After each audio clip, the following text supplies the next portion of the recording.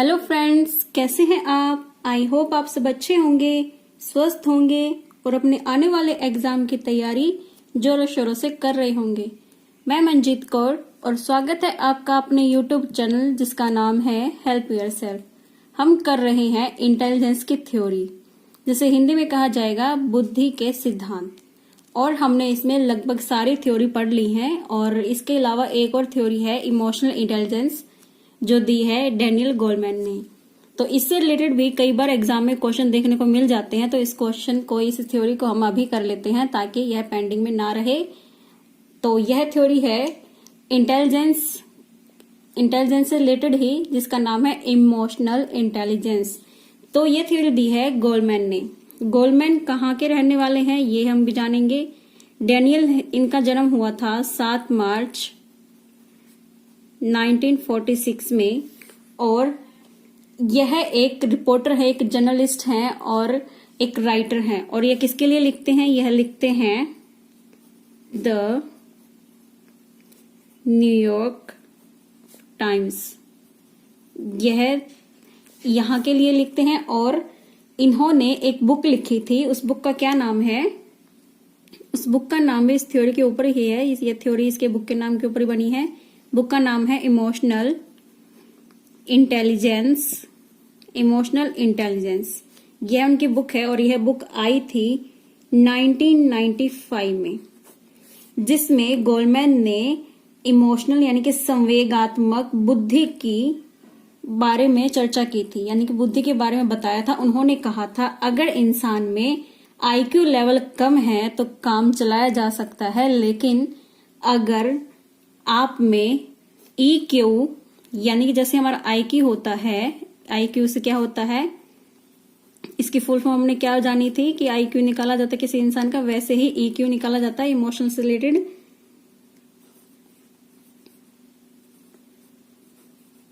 ये और EQ की फुल फॉर्म क्या बनेगी? यहाँ पे EQ की फुल फॉर्म भी अगर पूछ ली जाए आपसे तो आप लिख सकते हैं, क्योंकि आपको पता है। तो जैसे हमारा IQ निकाला जाता है वैसे ही कुछ टेस्ट में EQ भी निकाला जाता है। और गोलमैन ने कहा कि आपका IQ लेवल चाहे कम हो, लेकिन कम हो तो काम चलाया जा सकता है, लेकिन आपका EQ लेवल अगर कम हुआ तो काम नहीं चलाया जा सकता।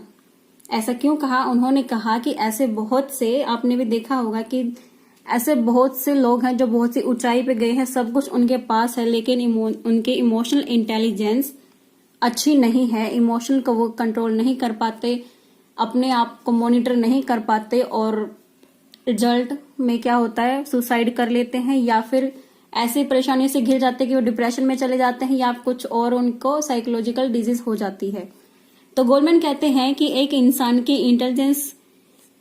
इंटेलिजेंस के साथ साथ इमोशनल इंटेलिजेंस भी अच्छी होनी चाहिए। यानी कि आपकी IQ अगर कम है तो इट्स ओके, कोई प्रॉब्लम नहीं है, लेकिन अगर आपका इमोशनल इंटेलिजेंस कम है तो आपको इस पर काम करने की जरूरत है। तो अपनी इस बुक में, जो उनकी बुक थी, ये है उनकी बुक इमोशनल इंटेलिजेंस, जो उन्होंने थी 1995 में। इसमें इन्होंने 5 तरह के भाग बताए, 5 तरह के पार्ट बताए। इमोशनल इंटेलिजेंस को 5 पार्ट में इन्होंने डिवाइड कर दिया। कितने पार्ट में? यहाँ पे हम लिख लेते हैं इमोशनल इंटेलिजेंस। इमोशनल इंटेलिजेंस को इन्होंने 5 भागों में बांट दिया और क्या कहा कि ये सभी इंटेलिजेंस एक इंसान में होनी चाहिए। तो वो कौन सी है 5 इंटेलिजेंस? देखिए, हम देखते हैं। पहले पे उन्होंने बताया कि सेल्फ अवेयरनेस। पहला उन्होंने बताया सेल्फ अवेयरनेस को हिंदी में क्या कहा जाएगा? आत्म चेतना, या फिर आत्म चेतन भी हम कह सकते हैं, आत्म चेतना। तो इसमें क्या कहा गोलमैन ने? ये कहते हैं कि एक इंसान को अपने बारे में पता होना चाहिए, अपने बारे में फुल्ली अवेयर उसको होना चाहिए कि उसके कैसी फीलिंग्स हैं, अपनी सारी फीलिंग्स को, अपने सारे भावों को अच्छे से समझे और कैसे समझ सकता है उसके लिए भी उसे प्रयास करने चाहिए। और अपने जितने भी फीलिंग्स हैं, जितने भी उसके इमोशंस होते हैं इंसान को, उनको समझ के उनके रिस्पॉन्स कैसे देना है, वह सभी इंसान को पता होना चाहिए कि अभी वह कैसा फील कर रहा है और कैसे भाव से उसके अंदर कौन सा व्यवहार उत्पन्न हो सकता है। तो क्या है यहाँ पे, अपने फीलिंग्स या हिंदी में हम कह सकते हैं भावों को कैसे समझते हैं और कैसे व्यवहार करते हैं, यह सब एक व्यक्ति को पता होना चाहिए। व्यवहार करते हैं यानी कि हम कैसा फील कर रहे हैं फिलहाल, वो हमें पता होना चाहिए कि हम कैसा फील कर रहे हैं, उसके बारे में हमें अवेयरनेस होनी चाहिए। और अगर कोई फीलिंग आती है कि जैसे किसी प्यार के, अगर आगे से सामने से आपके कोई प्यार की फीलिंग्स आती है या फिर कोई भी फीलिंग्स आती है, उसके बिहाफ में आप कैसा रिस्पॉन्स देंगे, उसके प्रति आप कैसा रिस्पॉन्स करेंगे, कैसा बिहेवियर करेंगे, वो भी हमें पता होना चाहिए। कौन सी फीलिंग का मैं कौन सा रिस्पॉन्स दूंगा। सेकंड नंबर पे इन्होंने बताया है मैनेजिंग इमोशंस। यह कई जगह पे कुछ इस तरह से भी लिखा होता है, सेल्फ रेगुलेशन। दोनों का मतलब एक ही है, मैनेजिंग इमोशन और सेल्फ रेगुलेशन। और इसे हिंदी में कहा जाता है संवेगों का प्रबंधन यानी कि मैनेजमेंट होना चाहिए।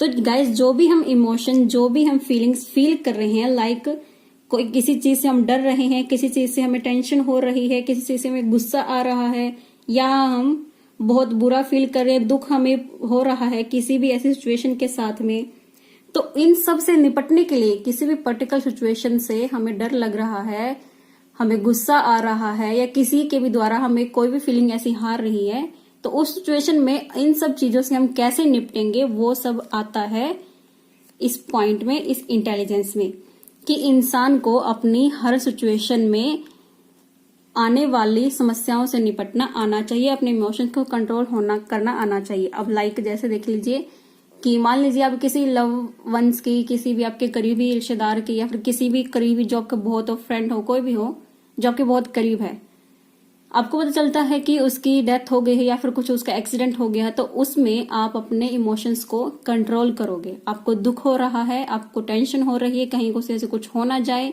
एक्सीडेंट हो गया है, तो ऐसी सिचुएशन में अपने इमोशंस को कंट्रोल करके सामने वाले की हेल्प हम करते हैं। तो वह आता है हमारा सेल्फ रेगुलेशन में, कि हमें अपने इमोशंस पर कंट्रोल रखना है। तो ये क्या आता है, इसके बारे में हम लिख लेते हैं, अपने भय, चिंता, क्रोध यानी कि एंगर, दुख वाली सिचुएशन या परिस्थिति के साथ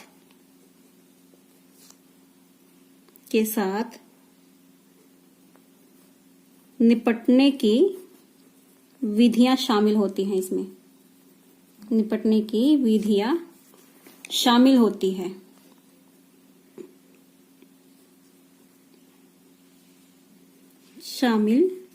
है।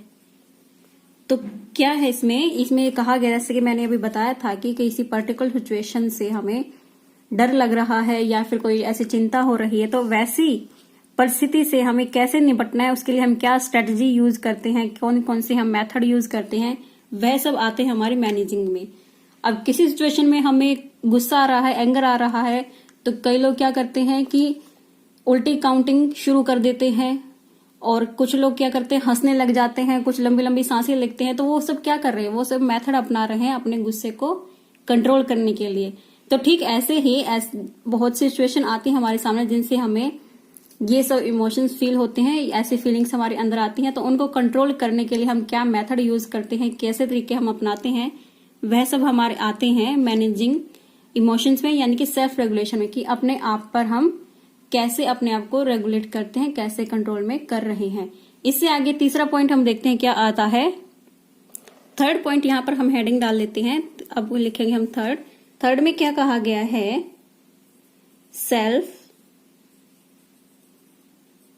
मोटिवेशन, क्या कहा गया है, सेल्फ मोटिवेशन, और कई जगह पे आपको सेल्फ मोटिवेशन की जगह पे क्या मिल सकता है, इंटरनल मोटिवेशन। अब दोनों का मतलब एक ही है। सेल्फ का होता है खुद को, इंटरनल का होता है हमारी आंतरिक मोटिवेशन यानी कि आंतरिक अभिप्रेरणा, और सेल्फ मोटिवेशन क्या होता है, आत्म अभिप्रेरणा।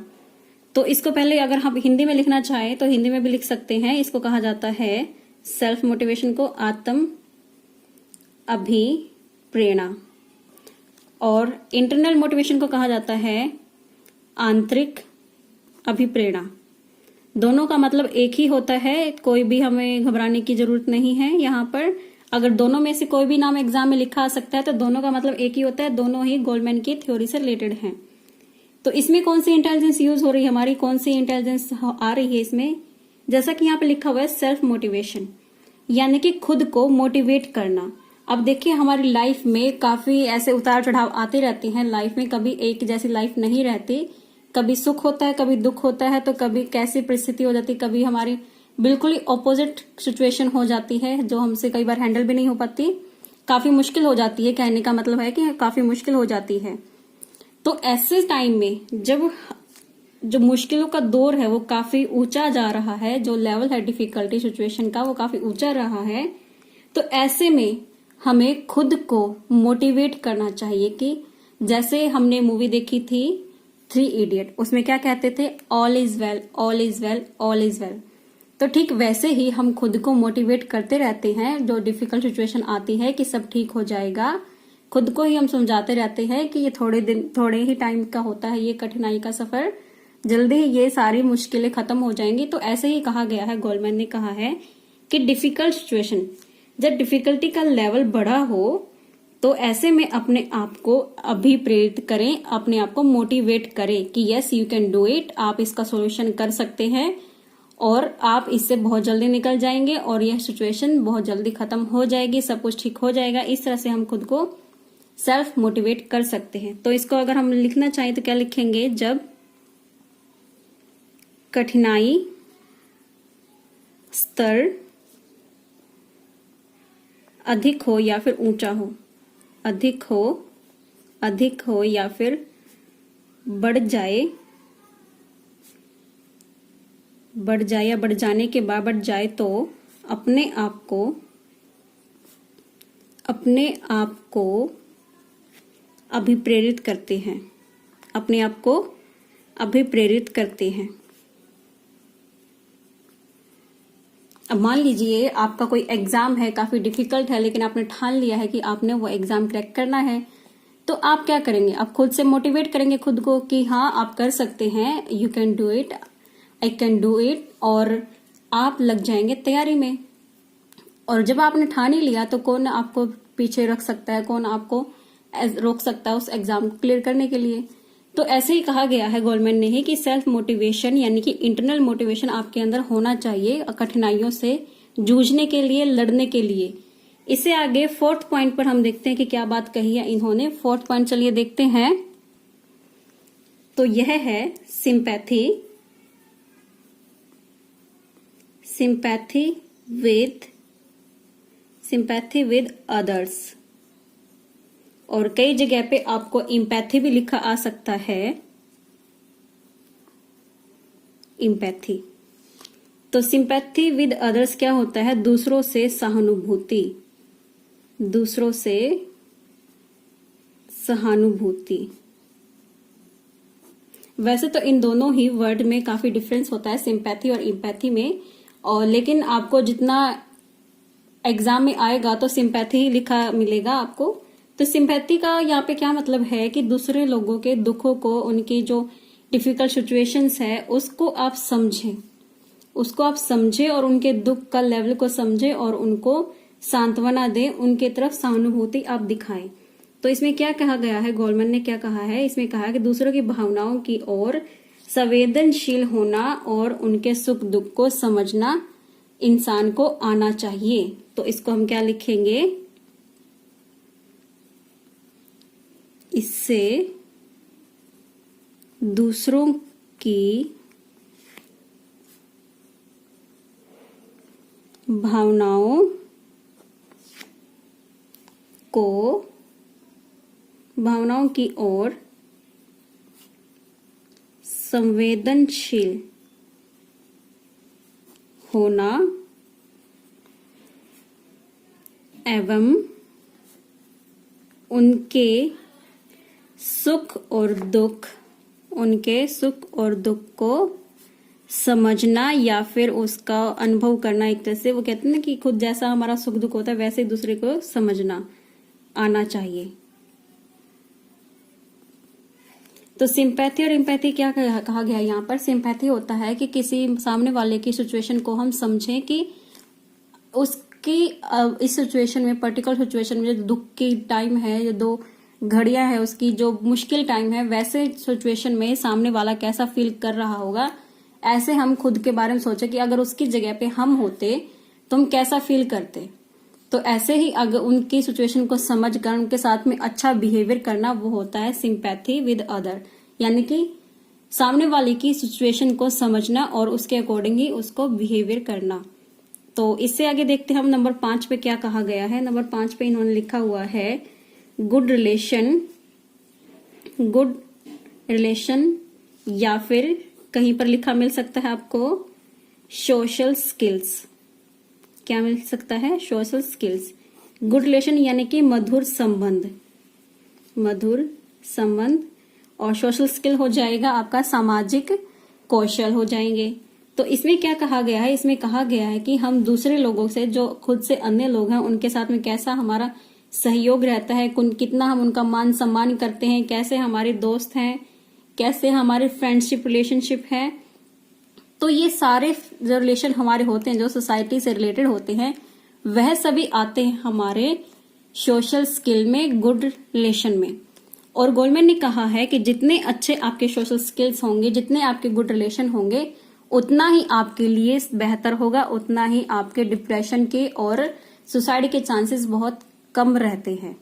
क्या कहा गया है कि जितना आप सोशल स्किल आपके अंदर होंगे, जितने गुड रिलेशन आपके औरों के साथ होंगे, यानी कि जितने सोशल आप होंगे, उतने ही रियल चांस, उतने ही कम चांस होते हैं आपके डिप्रेशन में या फिर साइकोलॉजिकल डिजीज होने के। तो क्या कहा गया है इसमें? दूसरों के साथ कैसा हम सहयोग करते हैं? दूसरों का सहयोग करना, दूसरों का सहयोग, औरों की रिस्पेक्ट करना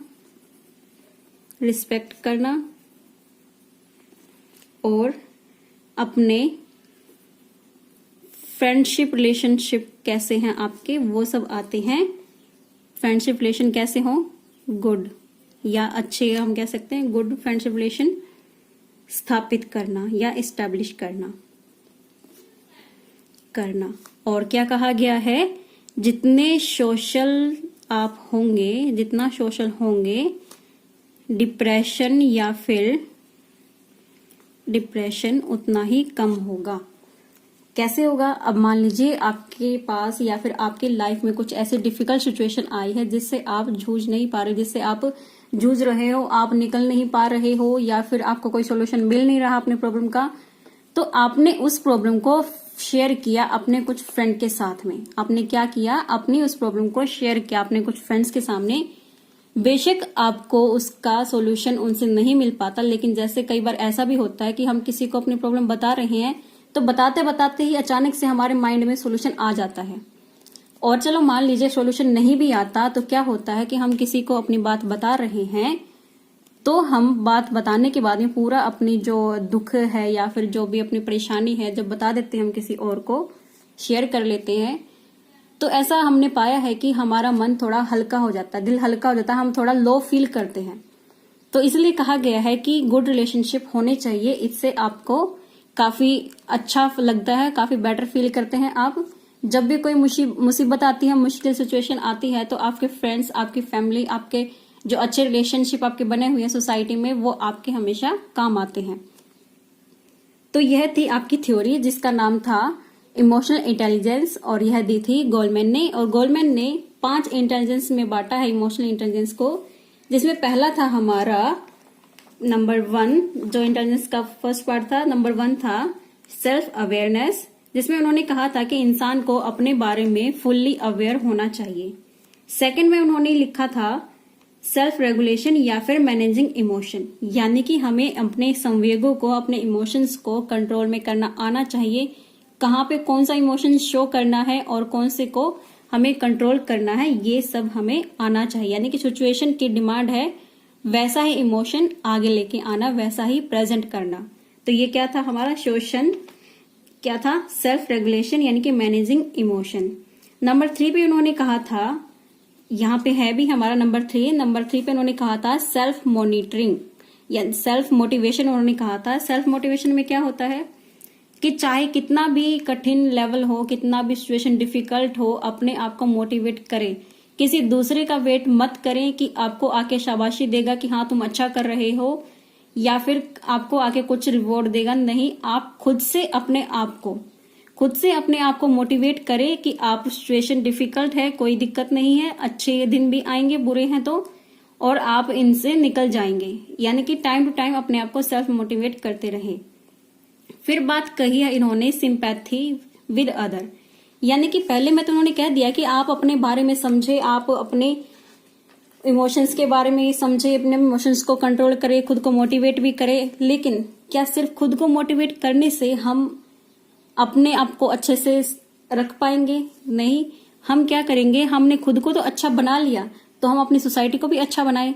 यानी कि हम दूसरों के दुख दर्द को भी समझे। सिंपैथी क्या कहता है, दूसरों के सुख दुख को समझे, सुख दर्द को समझे, और उनके सुख दर्द को समझ के जैसे बिहेवियर की उन्हें नीड है उनके साथ वैसा बिहेवियर हम करें।